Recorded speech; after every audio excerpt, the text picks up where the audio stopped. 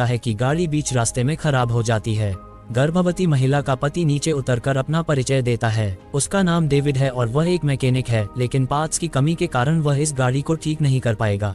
मजबूरी में कैशियस और बाकी लोग पैदल ही आगे बढ़ने का फैसला करते हैं। वे पहाड़ी रास्ते से सीधे आगे बढ़ते हैं और जल्द ही एबी के जन्म स्थान के शहर पहुंच जाते हैं। यहाँ ऊंची इमारतें अभी भी खड़ी हैं, लेकिन हर तरफ मौत की शांति छाई हुई है। कैशियस एक खुली जगह वाली इमारत ढूंढता है और वहीं रात बिताने का फैसला करता है। आसपास कोई खतरा नहीं है, ये पक्का करने के बाद वे आग जलाकर खाना बनाते हैं। एबी उस शिपटाउन नाम की जगह के बारे में बहुत उत्सुक है। गर्भवती महिला ने पहले ही वायरलेस से उनसे संपर्क कर लिया था। जैसा कि नाम से पता चलता है, शिपटाउन कई बड़े जहाजों को जोड़कर बनाया गया है। यह जमीन से जुड़ा हुआ नहीं है, इसलिए बहुत सुरक्षित है। यहाँ पानी और खाना भी भरपूर मात्रा में है, इसलिए यह बचे हुए लोगों के लिए एक सपनों की जगह है। एबी की आंखें ये सब सुनकर चमक उठती हैं, लेकिन कैशियस को इसमें कोई दिलचस्पी नहीं है। उसके पास फालतू वक्त नहीं है। वह बाहर और भी ज्यादा चेतावनी के संकेत और बम के जाल बिछाना चाहता है। सब कुछ ठीक करने के बाद कैशियस अपनी आगे की योजना बताता है। वह मेगन और उसके पति को कुछ दूर तक पहुंचाएगा। उसके बाद दोनों अलग अलग रास्ते पर चले जाएंगे, क्योंकि उसका लक्ष्य दूसरी दिशा में स्थित बंदरगाह है। एबी बहुत परेशान होती है और चुपके से कैशियस के पास जाकर उससे बहस करती है कि वह उनके साथ शिपटाउन क्यों नहीं जा रहा।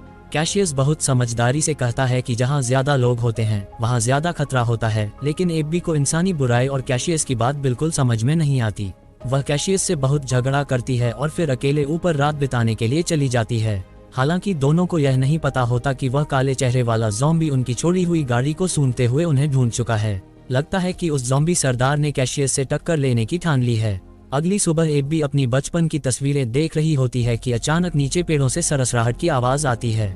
वह समझ जाती है कि ज़ॉम्बी अंदर आ गए हैं और सबको चेतावनी देने के लिए नीचे भागने वाली होती है, लेकिन रास्ते में ही उसे ज़ॉम्बी मिल जाते हैं। हालांकि वह बहुत तेजी से रिएक्ट करती है और एक पीछा करने वाले ज़ॉम्बी को चकमा दे देती है, लेकिन इस चक्कर में उसका संतुलन बिगड़ जाता है। तभी कैशियस फिर से प्रकट होता है और एक बार फिर उसे खतरे से बचा लेता है। थोड़ी देर बाद काले चेहरे वाला ज़ॉम्बी अपने साथियों के साथ वहां पहुंच जाता है, लेकिन वे पहले से बिछाए गए जाल में फंस जाते हैं। कैशियस धमाके की आवाज सुनकर समझ जाता है कि ज़ॉम्बी का झुंड उसके पीछे पड़ गया है। तभी एबी को अचानक याद आता है कि थोड़ी दूर पर एक छोटा सा हवाई अड्डा है।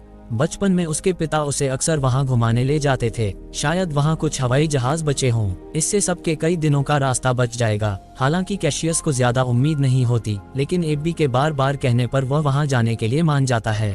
थोड़ी ही दूर चलने पर एबी जिस छोटे हवाई अड्डे की बात कर रही थी वह उन्हें दिखाई देता है, लेकिन सबको बहुत निराशा होती है क्योंकि वहाँ सब कुछ खाली पड़ा होता है। एक भी हवाई जहाज नहीं दिखता। हालांकि एबी हार नहीं मानती। उसे याद है कि उसके पिता ने एक निजी हैंगर खरीदा था जो अब एक छोटे टीले जैसा दिखता है और बहुत छिपा हुआ है। पुराने तरीके से दरवाजा खोलने के बाद उसके पिता का छोटा हवाई जहाज वाकई में वहीं खड़ा होता है। एबी खुशी से मुस्कुराती है। आखिरकार उसने कैशियस के सामने अपनी बात सही साबित कर दी। हालांकि यह हवाई जहाज बहुत दिनों से इस्तेमाल नहीं हुआ था, इसलिए मैकेनिक डेविड कहता है कि इसे ठीक करने की जरूरत है और कैशियस और एबी दूर एक ऊंची इमारत में पहरा देते हैं। अभी वे ठीक से बैठे भी नहीं होते कि उन्हें बहुत सारे ज़ॉम्बी उनकी तरफ आते हुए दिखाई देते हैं। कैशियस तुरंत भागकर मेगन और उसके पति को बताता है कि उन्हें 3 मिनट के अंदर उड़ान भरनी होगी, भले ही डेविड ने मरम्मत पूरी न की हो। ज़ॉम्बी को नजदीक आता देखकर एबी सारे विचारों को छोड़कर अपनी धुंधली यादों के सहारे हवाई जहाज को स्टार्ट करने में कामयाब हो जाती है। हालांकि तब तक बहुत सारे ज़ॉम्बी रनवे पर पहुंच चुके होते हैं।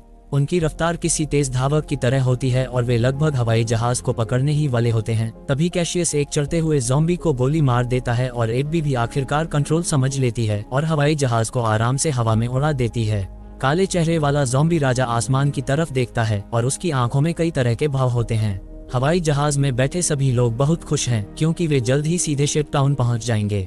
लेकिन अगले ही पल हवाई जहाज के पिछले हिस्से से धुआं निकलने लगता है और फिर वह सीधा जमीन पर गिरने लगता है।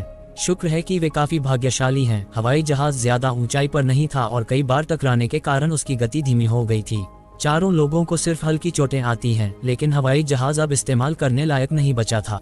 उन्हें पैदल ही आगे बढ़ना होगा। चलते चलते वे एक सुनसान रेलवे स्टेशन पर पहुंचते हैं। आसपास कोई ज़ॉम्बी नहीं है। ये पक्का करने के बाद कैशियस वहीं